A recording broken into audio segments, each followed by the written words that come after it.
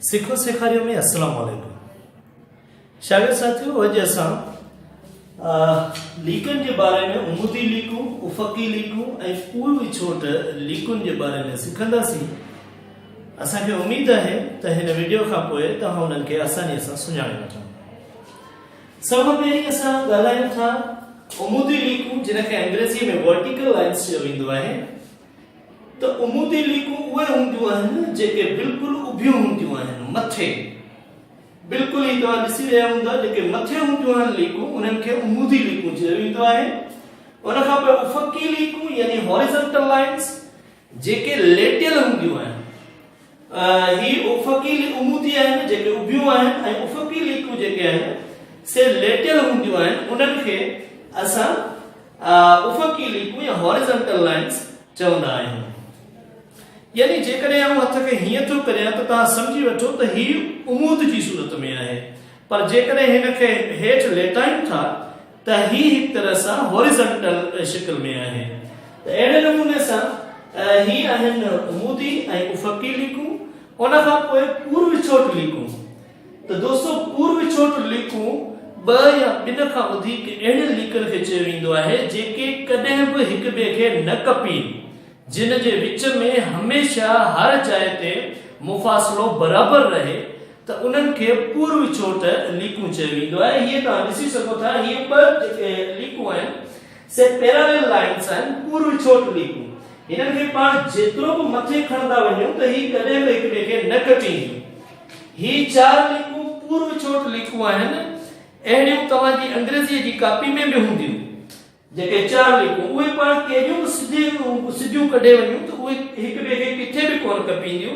त इहे 4 लीकूं पूर्वी छोट लीकूं आहिनि। हीअ 2 लीकूं बि पूर्वी छोट लीकूं आहिनि। उन्हनि जा रुख कहिड़े बि तरफ़ हुजनि, पर उन्हनि जे विच में मुफ़ासिलो हर जाइ ते बराबरि हुजे, त उनखे असां पूर्वी छोट लीकूं चवंदा आहियूं। पूर्वी छोट लीकूं उहे लीकूं जेके कॾहिं बि हिक ॿिए खे नथियूं कपीनि।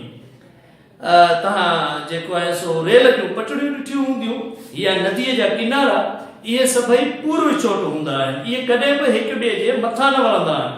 जेकॾहिं ही लीक ऐं हीअं कढियूंसि त ही पूर्वी छोट कोन्हे, छाकाणि त हिन खे अॻिते वधाइण सां ही किथे न किथे पाण खे कपीनि थियूं, त हीअ पूर्वी छोट कोन्हे। हिननि खे पाण केतिरो बि अॻिते खणी वञूं त ही बिल्कुलु इन ई डायरेक्शन में अॻिते बि वेंदियूं, ही हिक ॿिए खे कटींदियूं कोन। त ही आहिनि पैरेलल लाइन्स, पूर्वी छोट लीकूं जेके कॾहिं बि हिक ॿिए खे नथियूं कपीनि। ऐं हाणे तव्हांखे उमूद कढणु सेखारियूं था त उमूद कीअं कढबो आहे। जी, ही उमूदी लीक आहे बिल्कुलु उभी, यानी कंहिं बि लाइन ते जेको उमूद आहे सो मुकमल तौर ते सिधो ऐं उभो ई कढबो आहे। थोरो बि लेटियल, थोरो बि मुड़ियल, उहो उमूद न चइबो आहे। जी बिल्कुलु हिन लाइन ते पाण उमूद कढूं त ही बिल्कुलु हिन जे सिधो जेको आहे सो उमूद, जेको 90 डिग्री जी कुंड ठाहे उनखे उमूद चयो वेंदो आहे। ही जेकॾहिं बिल्कुलु हेठि कढूं था त ही हिन जो उमूद सॾाईंदो, छाकाणि जो ही 90 डिग्री जी कुंड ठाहे तो हिन ते बिल्कुलु उभो आहे। हिन ते उमूद बिल्कुलु हिन जे उभो जेको आहे सो पाण कढंदासीं त उहो हिन जो उमूद थींदो। हिन जो उमूद हिन जे मथां या हिन पासे कहिड़े बि पासे तव्हां कढो, पर 90 जी एंगल ठाहे त उनखे उमूद चयो वेंदो आहे। हिन लाइन ते उमूद अहिड़े नमूने सां कढे सघिजे थो।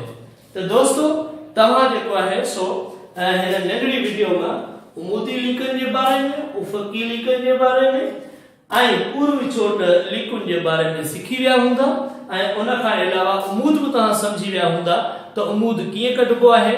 कंहिं बि लेटियल लाइन ते को बि उभी जेको आहे सो लाइन कढणु यानी उहो उमूद सॾाईंदो आहे। हीअ हिकिड़ी पटी तव्हांखे ॾेखारियूं त हिकिड़ी लाइन जेकॾहिं हिन सूरत में आहे त हीअ जेको आहे सो आहे तव्हांजी पंहिंजो हॉरिज़ॉन्टल लाइन में आहे, उफ़क़ी लीक आहे। हिनखे हीअं जेकॾहिं कयूं था त ही आहे तव्हांजी वर्टिकल सूरत में यानी उमूदी सूरत में आहे।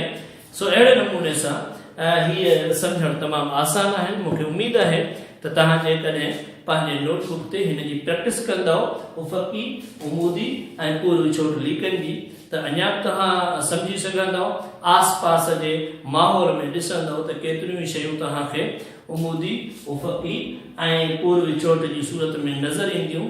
हर जेको वण आहे सो ज़मीन मां उमूद ठाहे थो, उमूदी तौरु जेको आहे सो मथे उभरे थो। अहिड़े नमूने सां जेके वलियूं हूंदियूं आहिनि लेटियल हूंदियूं आहिनि, हॉरिज़ॉन्टल में हूंदियूं आहिनि। ऐं पूर्वी चोट जे हवाले सां मां तव्हांखे ॿुधाए चुको आहियां त नदीअ जा किनारा थी विया, रेल जी पटड़ी थी वई, या दरिया जा ॿ किनारा थी विया। अहिड़े नमूने सां ॿियूं बि जाम सारियूं शयूं आहिनि जेके पूर्वी चोट सूरत में असांजे आस पास मौजूदु हूंदियूं आहिनि। तव्हांजी